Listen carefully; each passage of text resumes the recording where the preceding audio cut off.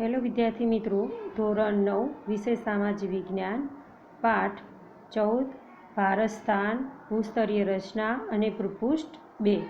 તો એની અંદર આપણે જોઈએ તળેટીનું મેદાન, દરિયા કિનારાના મેદાનો જોઈએ તો દ્વીપકલ્પીય ઉચ્ચ પ્રદેશ કચ્છથી ઓડિશા સુધીના મેદાનોની સાંકડી પટ્ટીથી ઘેરાયેલો છે.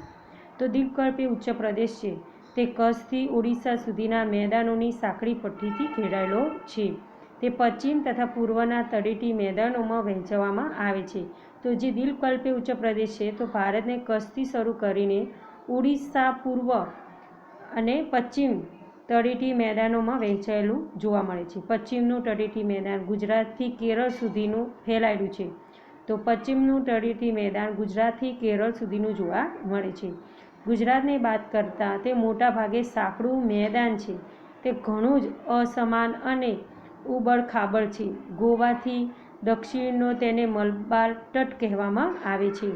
એટલે કે આપણે ગુજરાતથી નીચે જઈએ છીએ દક્ષિણ બાજુ તો ઘણું સાંકડું મેદાન જોવા મળે છે અને તે ગોવાથી દક્ષિણમાં તેને મલબાર તટ કહેવામાં આવે છે. પશ્ચિમ તટની નદીઓ પોતાના નદીમુખ વિસ્તારોમાં ખાડીનું નિર્માણ કરે છે.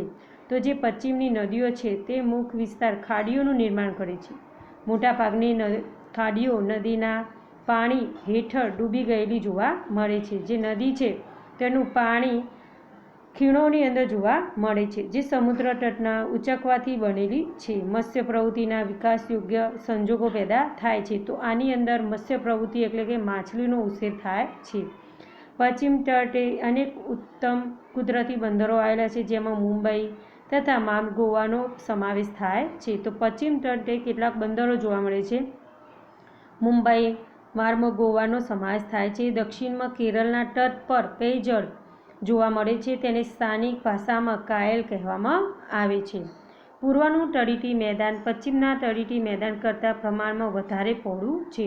તો પૂર્વનું તળેટી મેદાન પશ્ચિમના તળેટી મેદાન કરતાં પહોળું જોવા મળે છે. અહીંયા કાવેરી, કૃષ્ણ, ગોદાવરી, મહાનદી જેવી નદીઓ મુખ ત્રિકોણ પ્રદેશમાં કાપ નિક્ષેપ વધારે થયું છે. તો આ કાવેરી, કૃષ્ણ, ગોદાવરી, મહાનદી એ ક્યાં જોવા મળે છે? તો દક્ષિણ બાજુ. તે ઉત્તરે ઉત્તર સિરાકાટ તટ અને દક્ષિણે આંધ્રપ્રદેશ તથા તમિલનાડુનો તળેટી પ્રદેશ કોરોમંડલ તટ નામે ઓળખાય છે. તો ઉત્તરે ઉત્તર સિરાકાટ તટ અને દક્ષિણની અંદર આંધ્રપ્રદેશ તમિલનાડુ તળેટી પ્રદેશ છે જે કોરોમંડલ તટ નામેથી જાણીતા છે. હવે આપણે જોઈએ દ્વીપ સમૂહ. ભારતમાં કેટલાક દ્વીપ સમૂહ આવેલા છે. આંદામાન, નિકોબાર, લક્ષદ્વીપ એવા 3 દ્વીપ સમૂહ જોવા મળે છે. લક્ષદ્વીપમાં અનેક નાના ટાપુઓ આવેલા છે. અરબી સમુદ્રમાં કેરળ તટથી થોડે દૂર આ ટાપુ આવેલા છે. તો જે લક્ષદ્વીપ ટાપુ છે તે અરબી સમુદ્રથી થોડે દૂર આ ટાપુ જોવા મળે છે.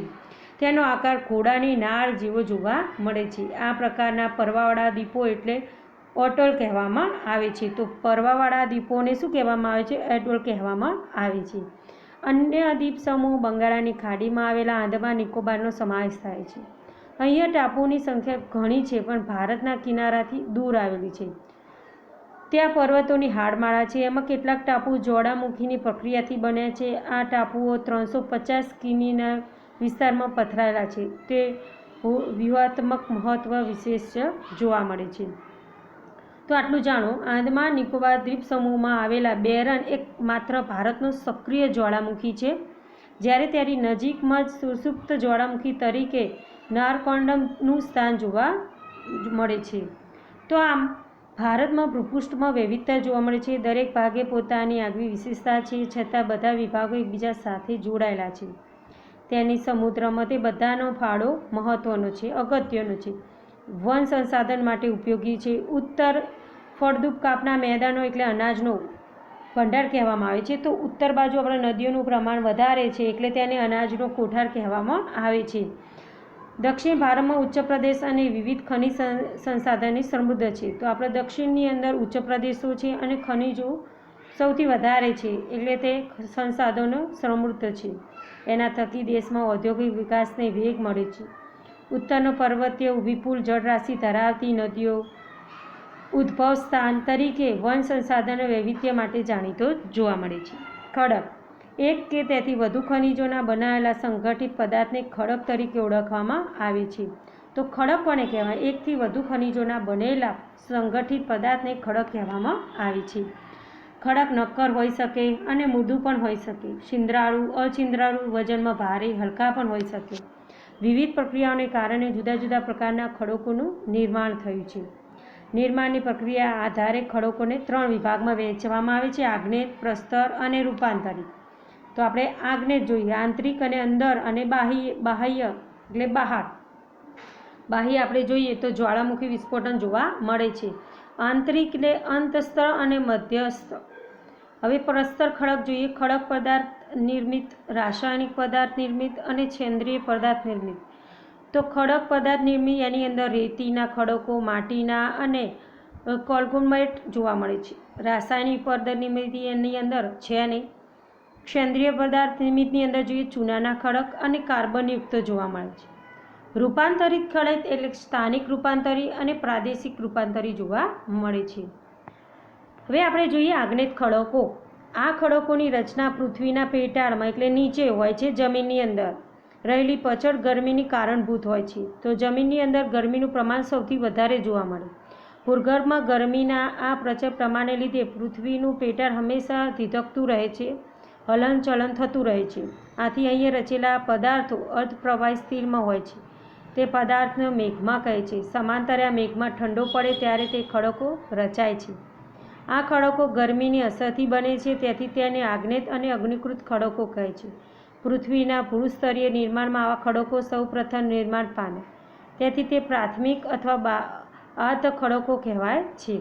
ભારતમાં રાજસ્થાન, મધ્યપ્રદેશ, દક્ષિણ દ્વીપકલ્પમાં ઘણા સ્થળે આ ખડકો રચાય છે.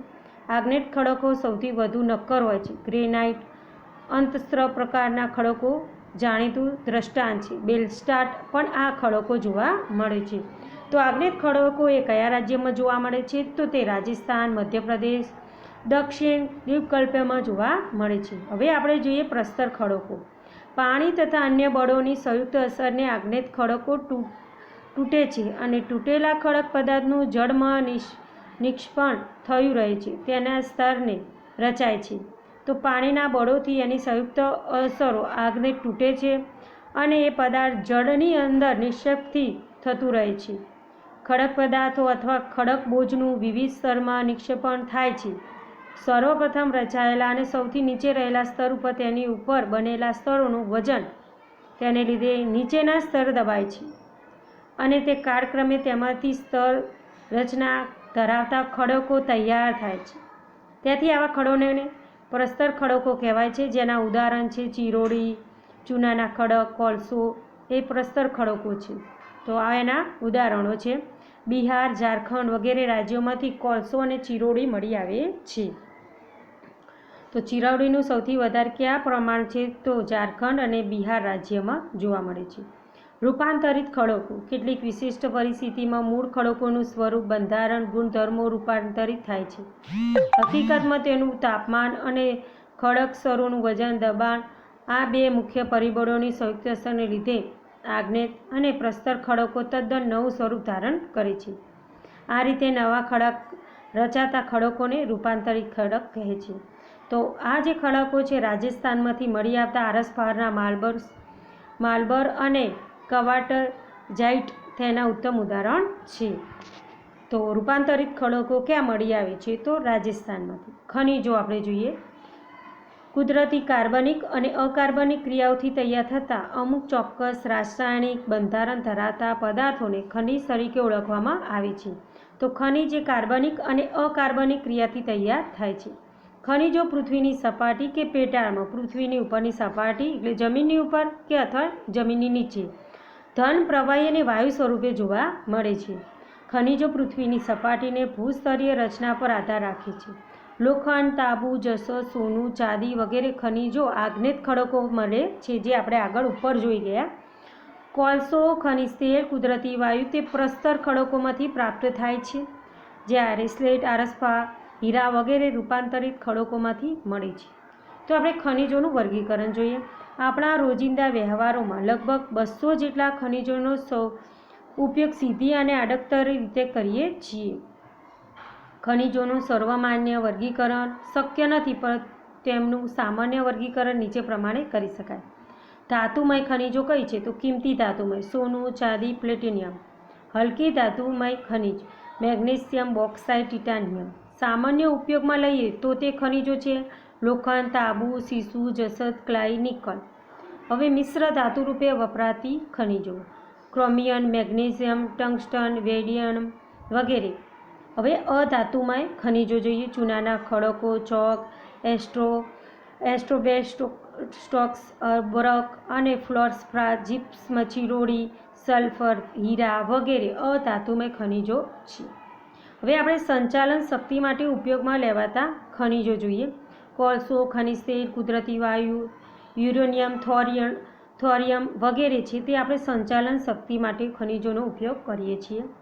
હવે આપણે જોઈએ ખનિજો અને તેના રાજ્યો. તો લોખંડ તો કયા રાજ્યોમાં મળે છે? તો ઝારખંડ, છત્તીસગઢ, આંધ્રપ્રદેશ, ગોવા, ઓરિસ્સા, તમિલનાડુ, મહારાષ્ટ્ર, રાજસ્થાન, કર્ણાટક, બિહાર, આંધ્રપ્રદેશ, મધ્યપ્રદેશ. મેગ્નેશિયમ કર્ણાટક, ઓરિસ્સા, મધ્યપ્રદેશ, મહારાષ્ટ્ર, ગોવા. તાંબુ ગુજરાત, કર્ણાટક, આંધ્રપ્રદેશ, ઉત્તરપ્રદેશ, સિક્કિમ, મેઘાલય, મહારાષ્ટ્ર, પશ્ચિમ બંગાળ. બોક્સાઇટ તો ઓરિસ્સા, આંધ્રપ્રદેશ, છત્તીસગઢ, મહારાષ્ટ્ર, ઝારખંડ, ગુજરાત. સીસુ રાજસ્થાન, આંધ્રપ્રદેશ, તમિલનાડુ, પશ્ચિમ બંગાળ, મધ્યપ્રદેશ, ઉત્તરપ્રદેશ, ઓરિસ્સા, મહારાષ્ટ્ર, મેઘાલય, સિક્કિમ, ગુજરાત. અબરક આંધ્રપ્રદેશ, રાજસ્થાન, બિહાર, ઝારખંડ. ચૂનાના ખડક મધ્યપ્રદેશ, છત્તીસગઢ, આંધ્રપ્રદેશ, રાજસ્થાન, ગુજરાત, કર્ણાટક, હિમાચલ પ્રદેશ. હવે આપણે જોઈએ જમીન અને તેનું વિતરણ. મિત્રો, તમે જાણો છો કે જમીન ખેતી માટે મૂળભૂત સંસાધન છે. તો આપણે ખેતી એ જમીનના આધારે કરીએ છીએ. કૃષિ પ્રવૃત્તિ ઉપરાંત પણ આ જમીન ખૂબ જ મહત્ત્વની છે. જમીન એ પૃથ્વી સપાટી પરની જૈવિક અજૈવિક દ્રવ્યોનું બનેલું એક પાતળું સ્તર છે. જેમ કોઈ સફરજનને તેની પાતળી છાલ સાથેનો જેવો સંબંધ છે તેવો પૃથ્વીની સપાટી સાથે જમીનનો સંબંધ જોડાયેલો છે. તો ઉદાહરણ તરીકે જો સફરજનને તેની પાતળી છાલ સાથે સંબંધ છે તો પૃથ્વીની સપાટીને જમીન સાથેનો સંબંધ જોવા મળે છે. પૃથ્વીના પોપડાના ઉપરના પાતળા સ્તરને જમીન કહેવામાં આવે છે. તો જમીનનું નિર્માણ કેવી રીતે થયું? જમીન એ ખડકોના ખવાણની ફલિત પેદાશ છે. ખડકોની સપાટીવાળા ભાગોનું તાપમાન, વરસાદ, હિમ, હવા, વનસ્પતિ, જીવજંતુઓ વગેરે પરિબળોને ખવાણ થતાં ખડકો ભૂક્કો બને છે. ભૂમિ આવરણ તૈયાર થાય છે. આ ભૂમિ આવરણો ખડકોના નાના મોટા ટુકડા, કાંકરા, માટી, રજ વગેરે હોય છે. રેગોલિથ તરીકે ઓળખવામાં આવે છે. તેમાં કેવળ ખનિજ દ્રવ્યો જ હોય છે. તે પછી તેમાં જૈવિક દ્રવ્યો, હવા અને પાણી પડે છે અને છેવટે તેમાંથી જમીન બને છે. જમીન નિર્માણની આ પ્રક્રિયા ઘણા લાંબા સમય સુધી થાય છે. તો ભારતમાં જમીનના પ્રકારો જોઈએ. કાપની જમીન, કાળી જમીન, રેગૂન જમીન. તો કાળી જમીનને રેગૂન જમીન તરીકે ઓળખવામાં આવે છે. રાતી જમીન, પડખાઉ જમીન, લેટેરાઇટ જમીન, પર્વતીય જમીન, રણ પ્રકારની જમીન. તો આપણે કાપની જમીન જોઈએ તો પીળા રંગની છે તે કાપની જમીન છે. તો કાપની જમીન સૌથી વધારે નદીઓ, એટલે આપણે ઉત્તર પ્રદેશમાં સૌથી વધારે નદીઓ છે ઉત્તર ભારતમાં, તો ત્યાં કાપની નદી જોવા મળે છે. કાળી જમીન જે આપણે જો ભારતની વચ્ચોવચ્ચ જોવા મળે છે, આંધ્રપ્રદેશ, થોડું ગુજરાત છે, મહારાષ્ટ્ર જોવા મળે, મધ્યપ્રદેશ છે, એવા રાજ્યોની અંદર કાળી જમીન જોવા મળે છે. હવે રાતી જમીન એટલે આપણે જોઈએ લાલ જમીન છે, લાલ, તો તે આપણે ઓરિસ્સા, ઝારખંડ છે, આંધ્રપ્રદેશ છે, તમિલનાડુમાં જોવા મળે છે. લેટેરાઇટ જમીન એટલે કે ગ્રીન છે, જ્યાં દરિયા કિનારાની જ્યાં સપાટી હોય ત્યાં લેટેરાઇટ જમીન જોવા મળે છે, જ્યાં નદીઓ હોય તે.